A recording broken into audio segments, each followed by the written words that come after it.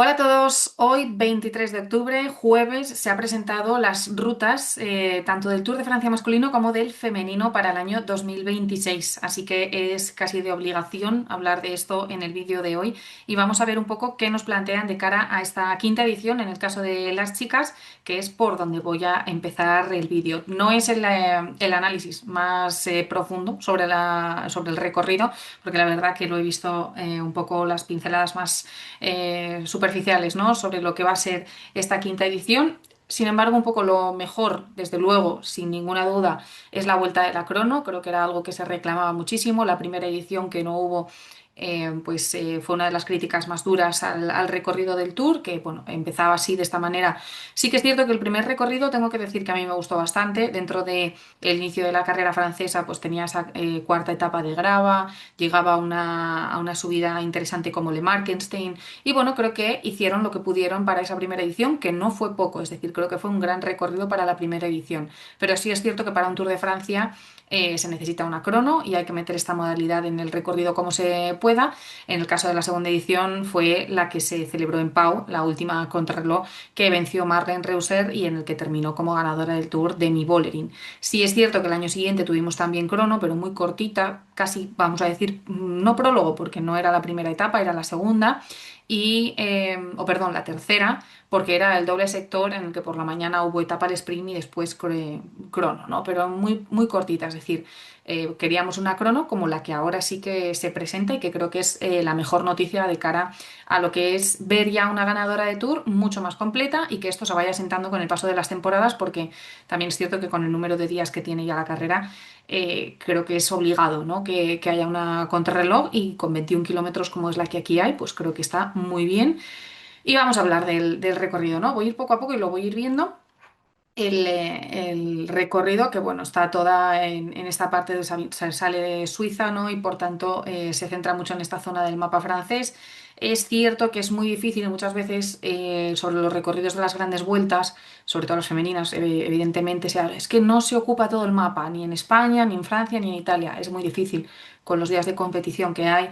Es muy difícil llegar a todas las partes de un país. Además, este Tour de Francia presenta, vamos a decir, entre comillas, la particularidad de que hay poquito traslado, de que además, bueno, se ha centrado en una zona del mapa en la que creo que va a ser muy duro. Es decir, lo considero un poco como este del 2025. Las primeras etapas que se denominaban llanas no eran llanas, es decir, había pues días muy, muy fastidiados para las sprinters. Por ejemplo, las primeras jornadas no se denominaban llanas, como las que sí que ganó Lorena Vives, pero luego hubo corredoras que se encontraron con un recorrido mucho más exigente de lo que se veía sobre papel. Entonces creo que más o menos va a pasar lo mismo en esta edición.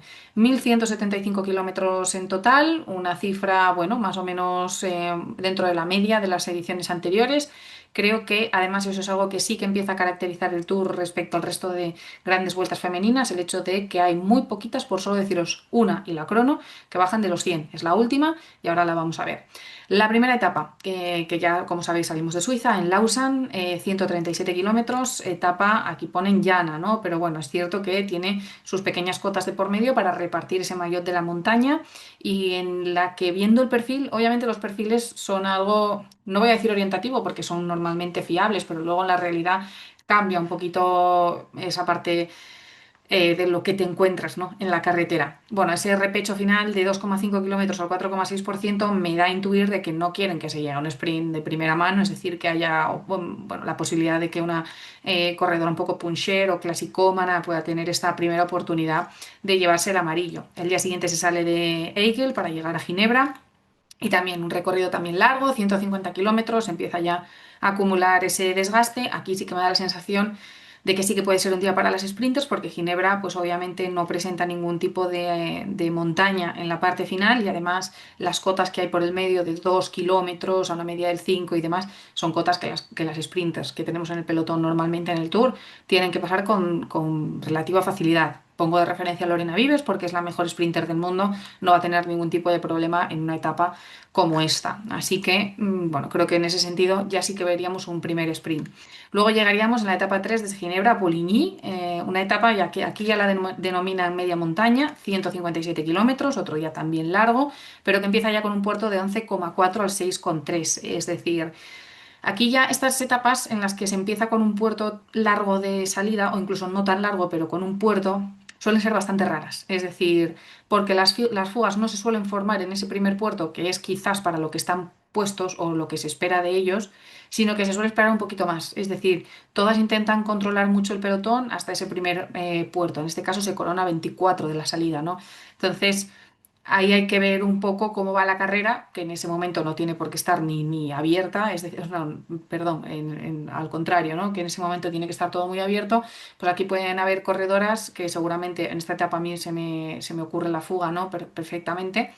Pero ¿en qué punto, no? Porque en esta edición del Tour, en las etapas en las que se salía para arriba, no se formó la fuga, es decir, se controlaba mucho y luego sí, elegíamos quién iba, los equipos elegían quién iban en la fuga, pero es bastante difícil. Yo no sé si esto empezará a cambiar de cara al año que viene. Y en la etapa 4 tenemos ya esa primera o la crono individual desde Chambertin hasta Dijon, 21 kilómetros de crono. Me parece una crono bien para ser la segunda o la tercera del Tour de Francia.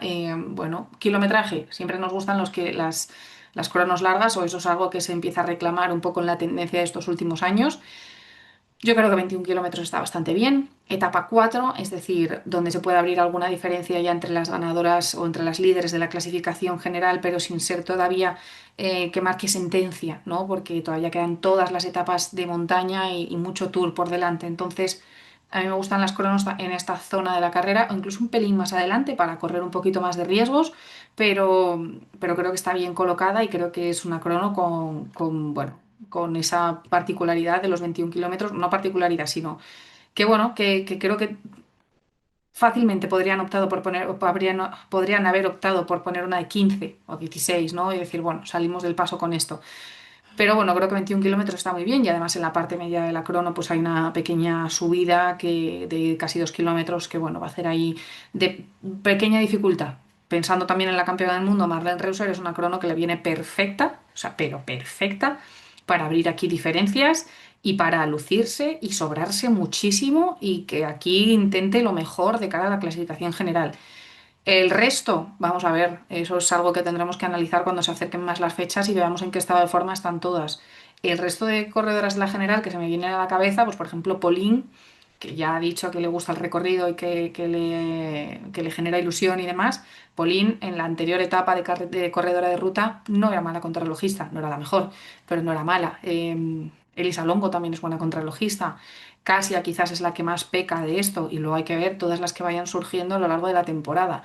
Aquí, por poner un nombre en el que diga lo va a pasar mal, pues una Sara Gigante, ¿no? Por ejemplo, se me ocurre, o bueno, no sé, seguro que más nombres se me vienen a la cabeza, ¿no? Pero bueno, al ser 21 kilómetros no es tan larga como para perder minutadas que sabemos que muchas pueden volver a recuperar. Es decir, aquí hay la doble vertiente de que la que pierda mucho seguramente es porque en la montaña pueda ganar mucho de nuevo.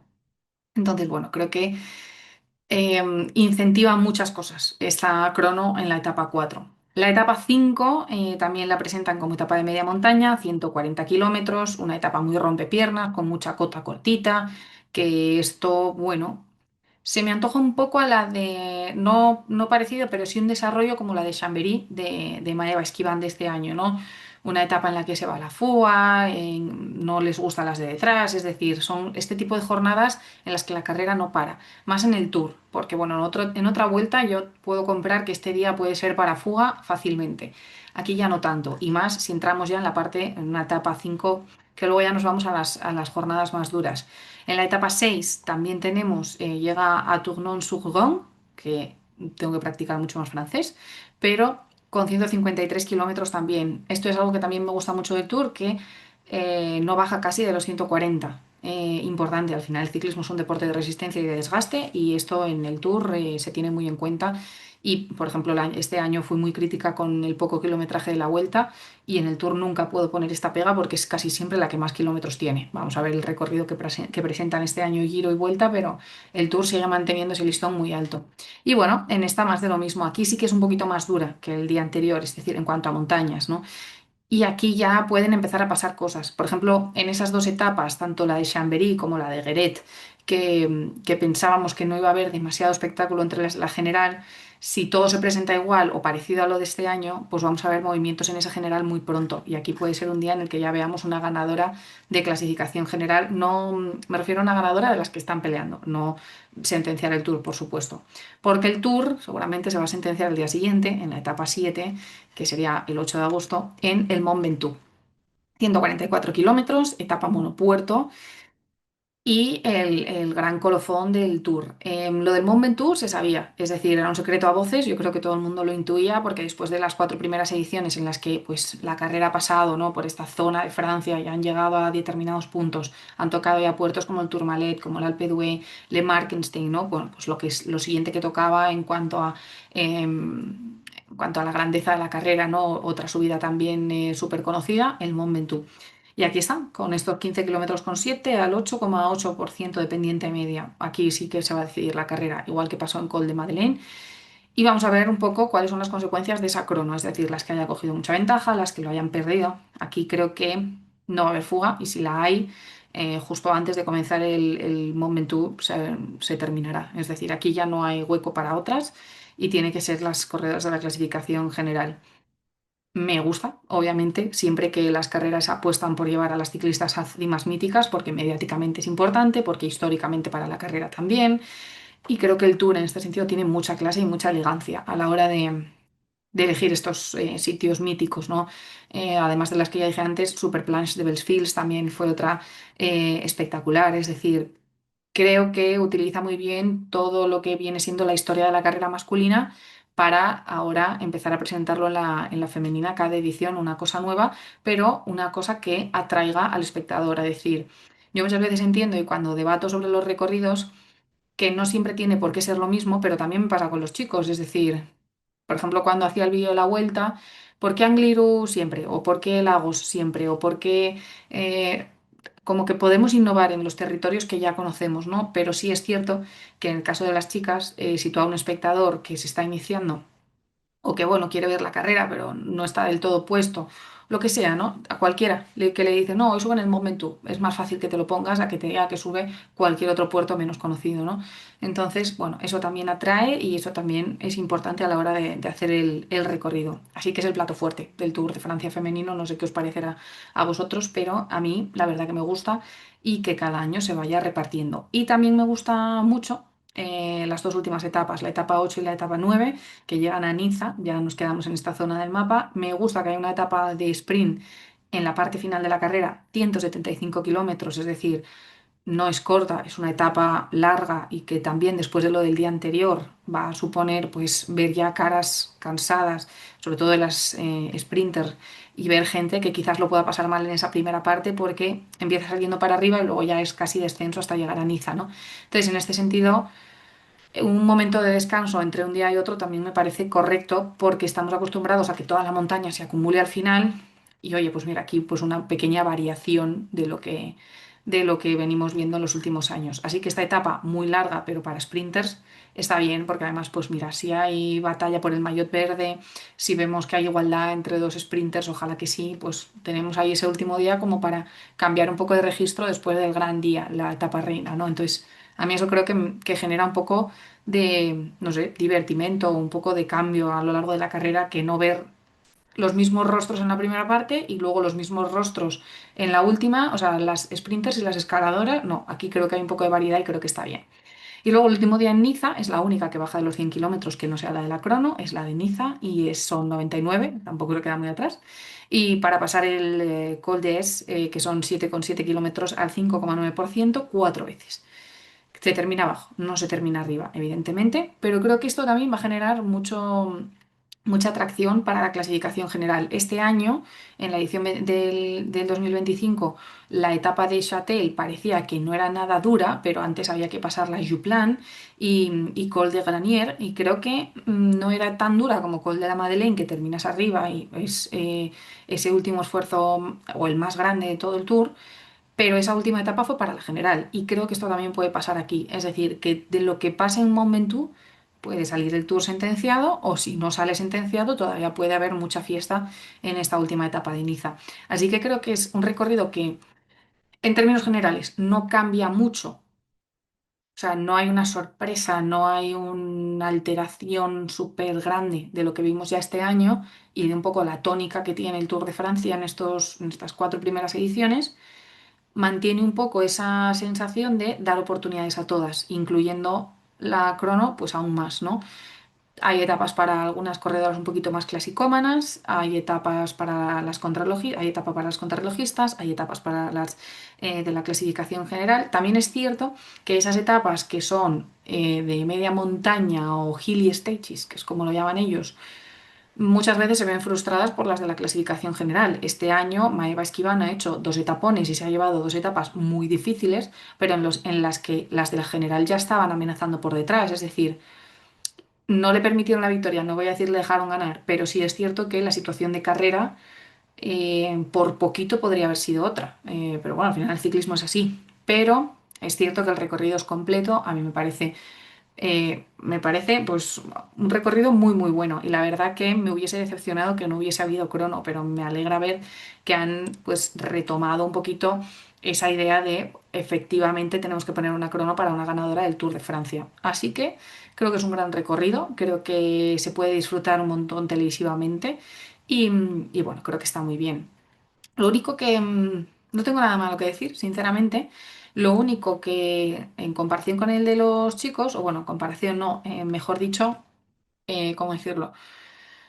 Me gustaría que algún año se llegase a París. Es decir, entiendo que no se puede hacer un traslado de Niza a París. Bueno, sí, por poder sí se puede, pero quiero decir que no cuadra muy bien.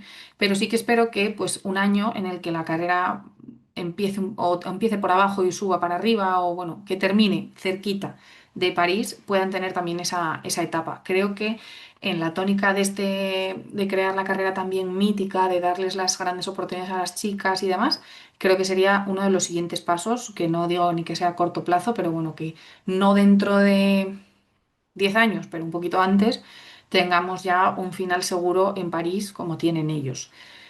En el caso del Tour de Francia masculino, un recorrido que en términos generales pues me parece que está bien. También es cierto que el recorrido del Tour siempre me parece un poco sobre papel como y luego cambia, ¿no? Claro, luego pues llega Pogačar y hace lo que hace, pero sobre papel siempre me cuesta ver un poco las grandes vueltas, sobre todo el Tour, porque hay muchas carreras, no, muchas etapas en las que dices, ¿aquí qué se pretende? ¿Qué quieres que pase aquí, ¿no? En la cabeza de Proudhon. En el caso de los chicos, pues salen desde Barcelona, que lo sabemos, ¿no? Ya desde hace tiempo y bueno, que era una de las salidas que más esperábamos también los aficionados españoles, con esa crono por equipos. No soy nada fan de las cronos por equipos, nada fan. Es decir, no es que no me gusten. No me gustan al inicio de una carrera, no me gusta en una ciudad como Barcelona. No por Barcelona, sino porque, por ejemplo, yo vi la de las chicas de la vuelta de este año y no aporta gran cosa. Es decir, ¿quieres poner una crono por equipos? Ponla por el medio o ponla en la segunda semana. Pero de inicio a mí como que no me encanta, la verdad. Pero bueno, ya tenía casi claro que iba a ser así. Así que empieza con una crono por equipos en Barcelona de 19 kilómetros. Claro, las declaraciones de hoy es que todo es maravilloso y que a todo el mundo le encanta, pero yo voy a ser un poco hater y aquí voy a decir que lo entiendo, pero no me encanta, ¿vale? Porque también intento empatizar con el punto de vista del organizador. Entonces, lo entiendo, pero no me gusta. Y luego ya pasamos por la zona de los Pirineos, con algunas etapas de montaña y demás, y bueno, así un poco más difíciles, voy a decir, pero no creo que de la primera semana, o de primera semana, entendamos primera semana hasta la etapa 9, porque se descansa un jueves, eso también es otro tema. Em, Pase gran cosa. Es más, creo que estos primeros días son etapas en las que va a haber mucha fuga o debería haber mucha fuga para que todas esas personas o todos esos corredores que saben que no van a estar peleando por la general, pero que tienen oportunidades en alguno de estos días, las aprovechen el descanso de Cantal en el día 13 de julio y luego vamos a por la siguiente semana. Yo digo semanas, pero no son los mismos días. Ya sabéis, se descansa un jueves y luego se descansa un domingo, un lunes para ya acabar la semana con normalidad. La segunda semana sí, la segunda semana me parece muy dura. Es decir, me parece una semana. No, perdón, no, esto era la tercera. La segunda semana me parece que empieza con una etapa de montaña en Pau muy dura pero que luego pues tiene ahí la gran cantidad de los sprints. También está el debate, ¿no? De que hay que terminar con los sprints. No estoy de acuerdo. Lo siento mucho, no estoy de acuerdo. Si hay que hacer que las cronos sean más largas, las cronos tampoco son la cosa más entretenida en televisión, ¿eh? Hay que decirlo, porque la excusa de los sprints es, no, es que es muy aburrido ver el pelotón completo con una fuga de cuatro y que luego sabes que va a llegar al sprint. Mira, la crono y más como están hoy en día los especialistas, ya se puede saber muchas cosas de la crono, ¿sabes? Entonces... si nos ponemos tiquismiquis con que queremos que las cronos vuelvan a ser largas, lo siento mucho, pero los sprints no se pueden eliminar. O sea, los sprinters tienen que tener también sus oportunidades. Y aquí tienen cuatro en esta segunda semana. Y termina también con las dos etapas de montaña, que yo creo que ahí sí es donde vamos a empezar a ver esclarecerse la clasificación general. No sé si los días de hill y stages pueden haber también movimientos de este tipo. Supongo que sí, porque habrá gente que no quiera dejarlo todo para el final, pero la llegada de Markenstein o a Plateau creo que son dos señoras etapas de montaña seguidas en fin de semana, es decir, creo que ahí ya vamos a ver cositas. Es más, no creo que, o sea, el recorrido del Tour no es que se haga de un día para otro, es decir, esto ya estará casi esclarecido desde hace meses, pero este año, visto lo que pasó con Pogačar en Otakam, desde ahí en adelante sí, el Tour está interesante para ver si Vingegaard le da la vuelta, pero tampoco es que viésemos otra cosa. Es decir, estábamos ahí esperando una reacción del Visma, pero la carrera se quedó así un poco como parada, ¿no? En ese sentido. Es cierto que fue espectacular y que la tensión y la emoción de ver que algo pueda pasar siempre va a estar ahí, pero bueno, entonces creo que se han guardado muchos platos fuertes esos 3 días en la última semana, los dos pasos por Alpe d'Huez, que me parece extrañísimo, pero oye, no te voy a decir que me disguste, me parecen etapones, o sea, los platos fuertes son muy fuertes, a mí me parecen muy buenos, iba a decir algo malsonante, pero muy buenos. Pero, claro, te queda casi al final, además el inicio de de la tercera semana es la crono de 26 kilómetros, tampoco se queda muy alejada de la de las chicas, que es otra de las grandes críticas, 26 kilómetros de crono individual, que no le va a gustar nada a Remco Evenepoel. Pero yo creo que lo de que queramos que crezcan las cronos no va a pasar. Es decir, no va a suceder. Porque televisivamente, ya digo que no creo que genere mucha intriga, excepto que sea, pues en este caso, puesto en la última semana para ver qué pasa antes de los grandes días de montaña. Entonces, ¿creo que es un recorrido duro? Sí, obviamente. ¿Creo que está compensado? Bueno, creo que lo reservan todo para el final, cosa que también entiendo, pero vamos a ver qué ocurre. Y luego la etapa final, que se repite en Montmartre, después de todo el debate de si debería llegarse al sprint o no en París. A ver, yo quiero defender mucho los sprints.